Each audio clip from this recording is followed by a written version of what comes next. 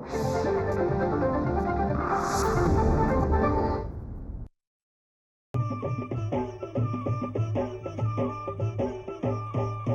काळी आई धनधान्य देई, ही काळी आई धनधान्य देई. जोडते मनाची नाती आमची माती, आमची माणसं, आमची माती, आमची माणसं, आमची माती, आमची माणसं, आमची माती, आमची माणसं, आमची माती, आमची माणसं. नमस्कार शेतकरी बंधू भगिनींनो, आमची माती आमची माणसं या कार्यक्रमात मी साक्षी आपल्या सर्वांचं अगदी मनापासून स्वागत करते. मंडळी, केवळ उन्हाळ्याची ओळख असलेलं लालचुटूक रंगाचं रसाळ कलिंगड आज 12ही महिने केवळ शेतीच्या प्रगत उत्पादन तंत्रज्ञानामुळे बाजारपेठांमध्ये उपलब्ध आहे. खरं तर कमी कालावधीमध्ये जास्त नफा मिळवून देणारं हे पीक असल्याने आज अनेक शेतकरी कलिंगडाच्या पिकाकडे वळताना दिसत आहे आणि त्यातून चांगल्या प्रकारे नफा मिळवत आहे. आपल्याला देखील जर कलिंगडाच्या पिकाचं दर्जेदार आणि भरघोस असं जर उत्पादन घ्यायचं असेल तर उत्पादनाचं तंत्रज्ञान समजून घेणं हे फार महत्त्वाचं आहे. आजच्या कार्यक्रमामध्ये आपण कलिंगडाच्या उत्पादनाबरोबरच बाजारपेठांपर्यंत ते कशा प्रकारे न्यावं, त्याच्या लागवडीपासून ते काढणीपर्यंतचा संपूर्ण प्रवास कसा आहे हे समजून घेणार आहोत. त्याच्या कार्यक्रमाचा आपला विषय आहे कलिंगड पिकाचं उत्पादन तंत्रज्ञान आणि या विषयावर मार्गदर्शन करण्यासाठी आज आपल्या स्टुडिओमध्ये उपस्थित आहेत भरत टेमकर सर. सरांविषयी थोडक्यात सांगायचं म्हणजे पुणे नारायणगाव येथील कृषी विज्ञान केंद्रामध्ये सर उद्यानविद्या या विषयाचे तज्ज्ञ म्हणून कार्यरत आहेत आणि त्यांना या विषयाचा गाढा अभ्यास देखील आहे. सर, कार्यक्रमात आपलं अगदी मनापासून स्वागत. नमस्कार. सर, जसं मी मगाशी म्हणाले की 12ही महिने कलिंगडाचं पीक आज आपल्या बाजारपेठांमध्ये उपलब्ध आहे, तर नक्की आपल्या महाराष्ट्रानुसार याचं हवामान कशा प्रकारे याला गरजेचं आहे आणि त्याबरोबरीने जमीन कशा प्रकारची असावी त्याबद्दल काय सांगाल? कलिंगड हे महाराष्ट्रातील एक नगदी फळ पीक म्हणून ओळखलं जातं. कमी कालावधीमध्ये जास्तीत जास्त नफा या कलिंगडाच्या उत्पादनातून आपल्याला मिळू शकतो. तर महाराष्ट्रातील हवामान जे आहे ते उष्ण आणि समशीतोष्ण प्रकारचं आहे. म्हणजे हिवाळा जास्त कडक नसतो आणि उन्हाळासुद्धा सौम्य प्रकारचा असतो. तर पश्चिम महाराष्ट्राचा जो भाग आहे तर तेथील जे हवामान आहे, रात्रीचं तापमान 18 ते 24 डिग्री सेल्सिअस आणि दिवसाचं तापमान 35 ते 40 डिग्री सेल्सिअस अशा प्रकारचं हवामान महाराष्ट्रामध्ये साधारणतः रब्बी आणि उन्हाळी हंगामामध्ये म्हणजेच साधारणतः नोव्हेंबर ते मार्च एप्रिल या कालावधीमध्ये उपलब्ध असतं.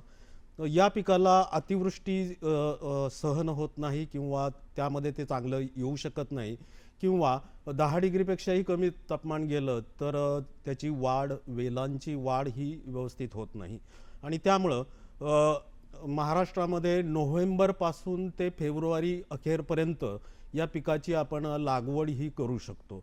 या पिकासाठी जी जमीन लागते तर ती पाण्याचा उत्तम निचरा होणारी असणं गरजेचं आहे. त्या जमिनीमध्ये सेंद्रिय पदार्थांचं प्रमाण हे 0.5% जास्त असलं पाहिजे.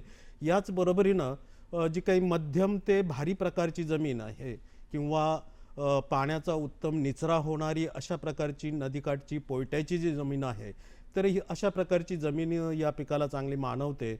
या जमिनीचा जो सामू आहे तर हा 6 ते 6.5 या दरम्यान असणं गरजेचं आहे.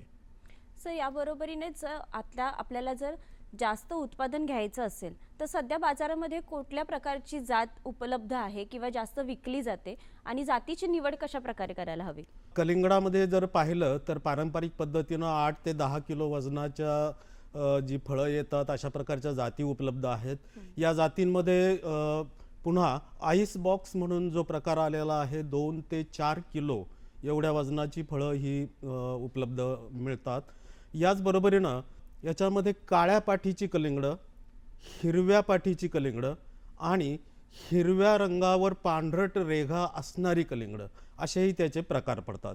तर या कलिंगडामध्ये ज्या मोठ्या आकाराच्या 6 ते 8 किलो फळं देणाऱ्या जाती आहेत तर याच्यामध्ये आर्का माणिक आहे किंवा आर्का बाहुबली आहे आणि सध्या जो मार्केटचा ट्रेंड आहे की 2 ते 4 किलो वजनाचं लहानच कलिंगड असावं, जेणेकरून 1 किंवा 2 व्यक्तींना ते व्यवस्थित खाता येऊ शकतं.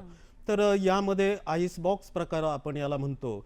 तर याच्यामध्ये ब्लॅक बॉस, त्याच्यानंतर ब्लॅक सुप्रीमो आणि सिम्बा, तर ह्या थोड्या खाजगी कंपनीच्या जाती आहेत, परंतु मार्केटमध्ये या जातीचं उत्पादन हे शेतकरी मोठ्या प्रमाणावर घेत आहेत. 12ही महिने आता कलिंगड बाजारामध्ये उपलब्ध आहेत. तर बिगर हंगामी कलिंगडाची जर लागवड करायची असेल तर ती यशस्वी होते का? कलिंगडाचं बिगर हंगामी उत्पादन अलीकडच्या काळामध्ये यशस्वी होत आहे. पारंपरिक पद्धतीने नदी पात्रामध्ये जानेवारी फेब्रुवारीमध्ये बियांची टोकन करून उत्पादन हे घेतलं जायचं, परंतु अलीकडच्या काळामध्ये उन्हाळा, पावसाळा किंवा हिवाळा जरी असला तर पॉलिथिन मल्चिंग आणि ठिबक सिंचन, विद्राव्य खताचा वापर आणि त्याचबरोबर शेडनेट किंवा पॉलीहाऊसचा वापर, संरक्षित शेती ज्याला आपण म्हणतो, तर यामुळं 12ही महिने आपल्याला बिगर हंगामी कलिंगडाचं उत्पादन हे घेणं शक्य झालेलं आहे. मग यासाठी बियाणांचं प्रमाण किती असायला हवं? आता कृषी विद्यापीठांनी संशोधित केलेल्या ज्या काही साध्या जाती आहेत, म्हणजेच राष्ट्रीय बागवानी संस्था बेंगलोर यांनी सुधारित जाती ज्या विकसित केलेला आहे, आर्का माणिकसारखी मोठ्या आकाराची कलिंगडं असतात, 6 ते 8 किलो साध्या जाती आहेत. तर याचं 1.5 ते 2 किलो बियाणं प्रति हेक्टरी आपल्याला लागतं. अलीकडच्या काळात संकरित जाती खाजगी कंपन्यांच्या मार्केटमध्ये आहेत आणि त्याचं मात्र 500 ते 600 ग्रॅम एवढंच बियाणं प्रति हेक्टरी पुरेसं होऊ शकतं. जर कलिंगडाचं जर चांगलं उत्पादन घ्यायचं असेल तर त्याची पूर्वतयारी करणं हे खूप गरजेचं आहे. तर मग पूर्व मशागत करणं किती गरजेचं आहे आणि ती कशी करावी त्याबद्दल काय सांगा? कलिंगडाची मुळं साधारणतः 1 ते 1.5 फुटापर्यंत जमिनीत खोलवर जातात, त्यामुळं जमिनीची खोलवर नांगरट करणं महत्त्वाचं ठरतं. नांगरट करून ही जमीन 1 ते 1.5 महिना कडक उन्हामध्ये वाळली पाहिजे, तापली पाहिजे, जेणेकरून त्या जमिनीतील जे काही हानिकारक किडी असतील किंवा बुरशी असेल याचा नायनाट होऊ शकतो किंवा सूत्रकृमींचाही नायनाट होऊ शकतो. यानंतर ढेकळं फोडणं किंवा कुळवणी करणं, क्रॉसवाईज किंवा आलटून पालटून आपल्याला कुळव फिरवायचा आहे, वखरणी करायची आहे. अशा प्रकारे अगदी भुसभुशीत अशा प्रकारची जमीन आपल्याला तयार करायची आहे. आणि मग जी लागवड पद्धत आपण वापरणार आहोत, आळे पद्धत असेल किंवा रुंद गादी वाफा पद्धत असेल किंवा सरीवनबा पद्धत असेल, तर तशा पद्धतीनं आपल्याला पुढची तयारी करावी लागते. मग यानंतर जे आहे खत व्यवस्थापन कशा प्रकारे करावं आणि कोणकोणत्या खतांचा वापर यामध्ये प्रामुख्याने करावा? कलिंगडासाठी जमिनीचा सेंद्रिय कर्ब वाढण्याच्या दृष्टीनं साधारणतः 25 ते 30 टन चांगलं कुजलेलं शेणखत प्रति हेक्टरी आपल्याला द्यायचं आहे. याचबरोबरीनं जो बेसल खताचा डोस आहे, तर याच्यामध्ये नत्र स्फुरद पालाश 50 किलो नत्र, 50 किलो स्फुरद आणि 50 किलो पालाश हे आपल्याला बेसल खतामध्ये द्यायचं आहे. त्याचबरोबर लिंबोळी पावडर साधारणतः 400 ते 500 किलो प्रति हेक्टरी आपल्याला द्यायची आहे. याचबरोबरीनं 25 ते 30 किलो सूक्ष्म अन्नद्रव्याचं मिश्रण हे आपल्याला बेसल डोसमध्ये द्यायचं आहे. निरोगी रोपांसाठी बीज प्रक्रिया करणं किती गरजेचं आहे आणि ती कशा प्रकारे करावीत याबद्दल काय सांगाल? साध्या जाती ज्या आहेत तर त्याला आपल्याला बीज प्रक्रिया करणं गरजेचं आहे. तर याच्यामध्ये जे काही थायरम नावाचं बुरशीनाशक आहे, तर 1 किलो बियाणाला 5 ते 10 ग्रॅम थायरमची पावडर ही आपल्याला घमेल्यामध्ये बियाणं घेऊन त्याला चांगली चोळायची आहे आणि नंतर हे बियाणं सावलीमध्ये सुकवायचं आहे आणि नंतर आपण ते पेरणीसाठी वापरू शकतो. तर अलीकडच्या काळामध्ये ज्या संकरित जाती आहेत तर यांचे जे बियाणं पाकिटातून येतं, 1000 बियाणं एका पाकिटात असतं आणि त्याला ऑलरेडी बीज प्रक्रिया ही केलेली असते. तर पारंपरिक पद्धतीनं बियांची टोकन करून आपल्याला कलिंगडाची लागवड करता यायची. अलीकडच्या काळामध्ये मोठ्या भाजीपाला रोपवाटिकांमध्ये ह्या कलिंगडाची रोपं तयार केली जातात. साधारणतः 14 ते 15 दिवस वयाची कलिंगडाची रोपं ही लागवडीसाठी वापरली जातात, जेणेकरून शेतकऱ्याला एक 15 दिवसाचा कालावधीमध्ये शेताची तयारी करायला मिळतो. तर अशा प्रकारची रोपवाटिकेत तयार करत असताना आपल्याला 102 कॅव्हिटीचे जे प्लास्टिकचे ट्रे आहेत त्याच्यामध्ये कोकोपीट भरलं जातं. प्रत्येक कॅव्हिटीमध्ये आपल्याला एक बियाणं हे लावायचं आहे. आणि ह्या अशा प्रकारचे ट्रे भरलेले एकमेकावर 9 ते 10 ट्रे हे रचून ठेवले जातात आणि त्याला कव्हर केलं जातं, जेणेकरून 26 ते 27 डिग्री जेवढं आपल्या बीजांकुरणासाठी तापमान आवश्यक आहे ते तापमान त्याच्यामध्ये येतं आणि 3 ते 4 दिवसांनी बीजांकुरण झाल्यावर हे ट्रे पॉलीहाऊसमध्ये पसरवले जातात आणि अशा प्रकारे 15 दिवसामध्ये ही रोपं ही तयार होतात आणि अशा प्रकारची साधारणतः 7 ते 7,500 हजार रोपं एका एकरामध्ये आपल्याला लावता येऊ शकतात. सर, आतापर्यंत बरेचदा आपण बघितलंय की पारंपरिक पद्धत ही वापरली जाते कलिंगडाच्या लागवडीसाठी, पण पारंपरिक पद्धत लागवडीची आणि आत्ताची आधुनिक तंत्रज्ञानाची पद्धत या दोघांमधला फरक काय आहे आणि कुठली पद्धत ही जास्त उत्पादन मिळवून देणारी आहे आणि उत्पन्न मिळवून देणारी आहे? तर पारंपरिक पद्धतीनं नदी पात्रामध्ये जी काही पोयटायुक्त माती आहे त्याच्यामध्ये कलिंगडाची लागवड ही आळे पद्धतीनं केली जायची किंवा सरीवर्भा पद्धतीनं केली जायची. तर आळे पद्धत किंवा सरीवर्भा पद्धत याच्यामध्ये 9 ते 10 फुटावर आपल्याला सऱ्या मारायच्या आहेत आणि त्याच्यामध्ये साधारणतः 1.5 मीटर अंतरावर आळी तयार करायची असतात. सरीवर्भा नुसता वापरायचा असेल तर 10 फुटावर सरी मारायची आहे आणि सरीच्या दोन्ही बाजूंना आपल्याला बियांची टोकन करता यायची. याचबरोबर तिसरी पारंपरिक पद्धत अशी असायची की 3-4 फूट रुंदीचा गादीवाफा तयार केला जायचा. 2 गादीवाफ्यामध्ये 8 ते 10 फूट अंतर असायचं आणि त्या गादीवाफ्याच्या दोन्हीही बाजूंनी आपण बियांची पेरणी ही किंवा बियांची टोकण ही करता यायची. अलीकडच्या काळामध्ये 2 ते 2.5 फूट रुंदीचा गादीवाफा तयार करणं, ठिबक सिंचनची नळी टाकणं आणि त्याच्यावर पॉलिथिनचं मल्चिंग किंवा सेंद्रिय पदार्थांचं ऊसाचं पाचट असेल किंवा भाताचं तूस असेल याचं मल्चिंग करणं आणि त्याच्यावर रोपवाटिकेमध्ये तयार केलेली 15 दिवस वयाची जी काही कलिंगडाची रोपं आहेत त्याची लागण करणं. तर अशी पद्धत ही अलीकडं शेतकरी बांधवांमध्ये प्रचलित झालेली आहे. उत्पादनाच्या दृष्टीने जर पाहिलं तर प्रति एकरी जास्त रोपं ही गादीवाफा आणि मल्चिंग पद्धतीमध्ये बसतात आणि त्यामुळं जास्त उत्पादन हे या आधुनिक तंत्रज्ञानाच्या या नवीन पद्धतीमध्ये आपल्याला मिळू शकतं. अच्छा सर, प्रत्येक पिकाची एक वाढीची अवस्था असते, तर आता आपल्या कलिंगडाची जी वेल आहे तिची सुद्धा एक म्हणजे एक पद्धत आहे, एक वाढीची अवस्था आहे. तर त्या वाढीच्या प्रत्येक अवस्थेमध्ये पाण्याचं प्रमाण कशा प्रकारे असायला हवं आणि नियोजन कसं करावं पाण्याचं? तर कलिंगडामध्ये खत आणि पाणी याचं नियोजन करणं अतिशय महत्त्वाचं आहे. तर कलिंगडाची रोपं लावली किंवा बियाणं टोकल्यानंतर रोपं उगून आल्यानंतर तिथं मुळकूज आणि खोडकूज हे रोग होण्याची जास्त शक्यता असते आणि त्यामुळं रोपं लावल्यानंतर आपल्याला पहिले 2 ते 3 दिवसामध्ये आळवणी करायची आहे. याच्यामध्ये जैविक बुरशीनाशकं जी आहे सुडोमोनास ट्रायकोडर्मा तर त्याची आळवणी करायची आहे. याचबरोबर 4थ्या-5व्या दिवशी ह्युमिक ॲसिडची आळवणी करायची आहे. 10व्या-12व्या दिवशी 19-19-19 हे जे काही विद्राव्य असं खत आहे तर 1 ग्रॅम प्रति लिटर हे विद्राव्य खत घेऊन त्याची आळवणी करायची आहे. याचबरोबरीनं साधारणतः 15-16व्या दिवसापासून जसजसे रोपाची उंची वाढेल तसतसं आपल्याला ठिबक सिंचनच्या माध्यमातून 28-00 अशा प्रकारचं जास्त नत्राचं प्रमाण असलेलं खत द्यायचं आहे. याचबरोबर 20, 30 आणि 40 दिवसाच्या दरम्यान आपल्याला कॅल्शियम नायट्रेट आणि बोरॉन हे सुद्धा द्यायचं आहे. साधारणतः 20-25 दिवसानंतर वेल टाकायला सुरुवात होते आणि जसजसा वेल वाढतो तशी पाण्याची गरजसुद्धा वाढत जाते. सुरुवातीला समजा तुम्ही ठिबक सिंचन 1 तास 1 एकरासाठी चालवत असाल तर हळूहळू ते 1.5 तास 2 तास अशा प्रकारचे चालवणं गरजेचं आहे. त्याच्यानंतर ज्यावेळी फळाची सेटिंग चालू होते 35 ते 40 दिवसाच्या नंतर तर त्यावेळी आपल्याला खताचा डोस पुन्हा बदलायचा आहे. काही खाजगी कंपन्यांनी कस्टमाइज्ड फर्टिलायझर्स अशा प्रकारच्या ग्रेड मार्केटमध्ये आणलेल्या आहेत त्याचा आपण वापर करू शकतो किंवा जे काही विद्राव्य खतं आहेत याच्यामध्ये 13-045 आहे, 052-34 आहे याचाही वापर आपण करू शकतो. म्हणजे त्याच्यातून आपल्याला पोटॅश मोठ्या प्रमाणावर द्यायचा आहे जेणेकरून फळाची फुगवण ही चांगल्या प्रकारे होऊ शकते. सर, पीक वाढीला लागलं की त्याच्यावरती रोगांचा प्रादुर्भाव देखील मोठ्या प्रमाणामध्ये होऊ लागतो, तर ते टाळण्यासाठी काय प्रतिबंधात्मक उपाय केले पाहिजेत आणि ते कसे टाळावेत, काय सांगाल त्याबद्दल?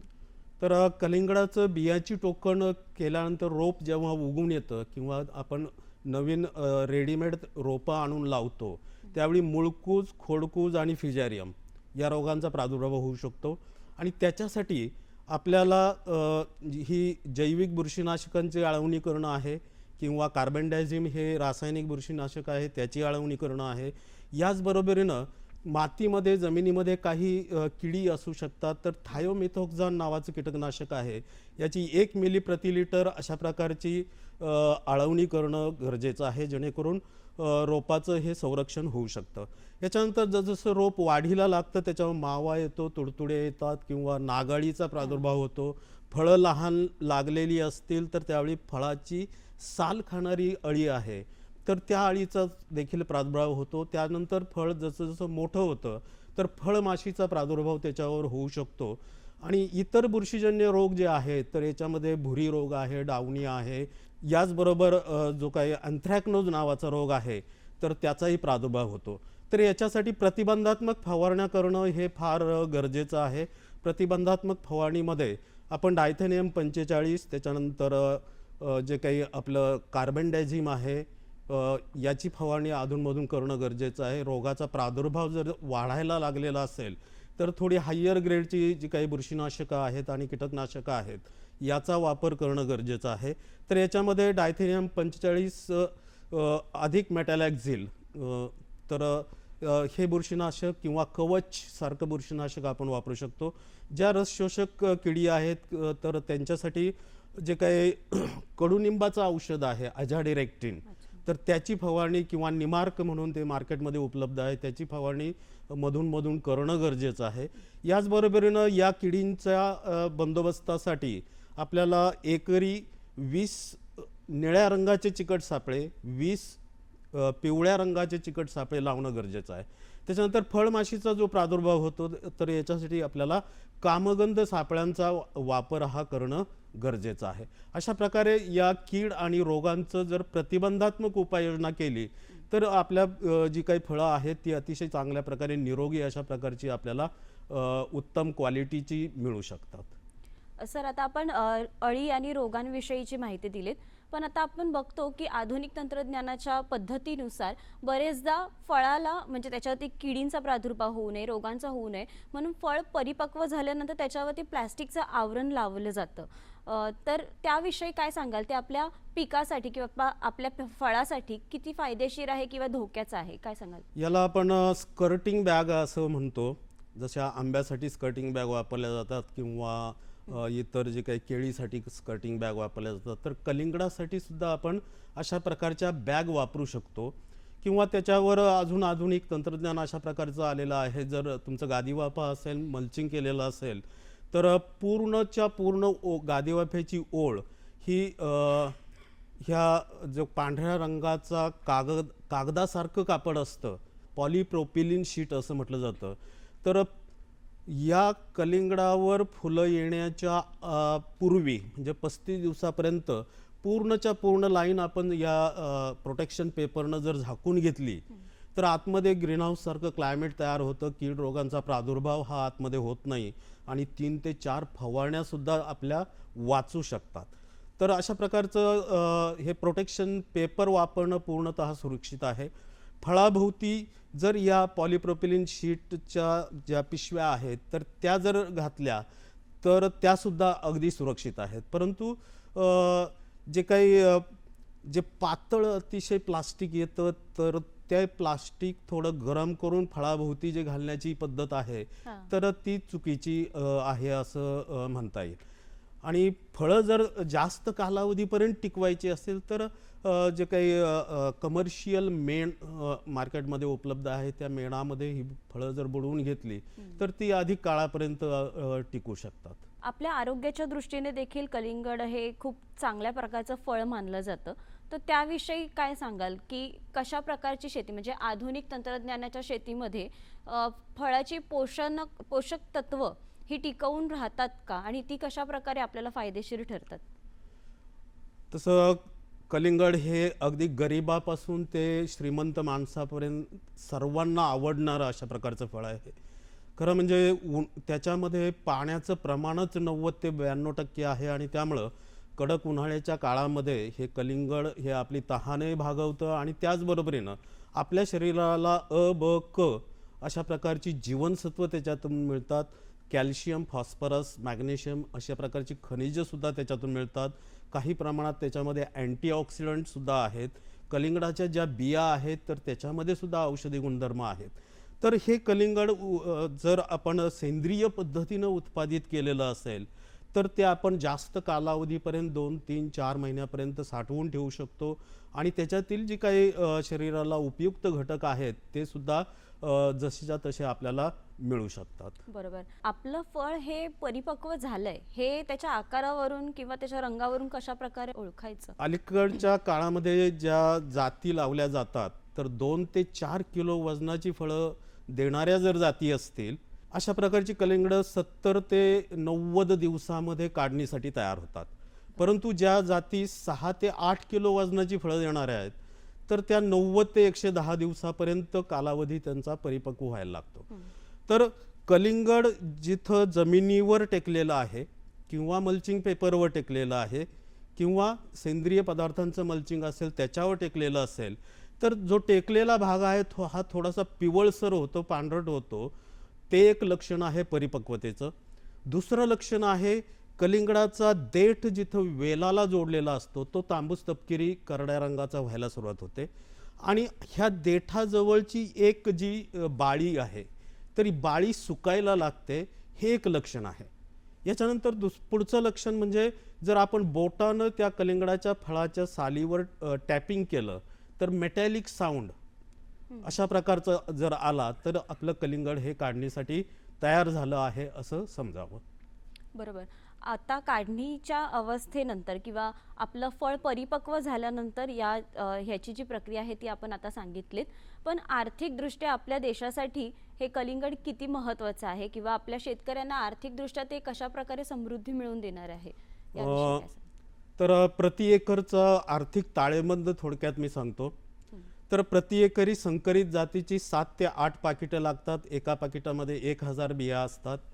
याचाच अर्थ 7 ते 7,500 रोपं प्रति एकर ही लावली जातात. एका वेलावर फक्त आपल्याला 2च फळं चांगल्या क्वालिटीची मिळतात. एका फळाचं वजन हे 2 ते 4 किलोपर्यंत असतं.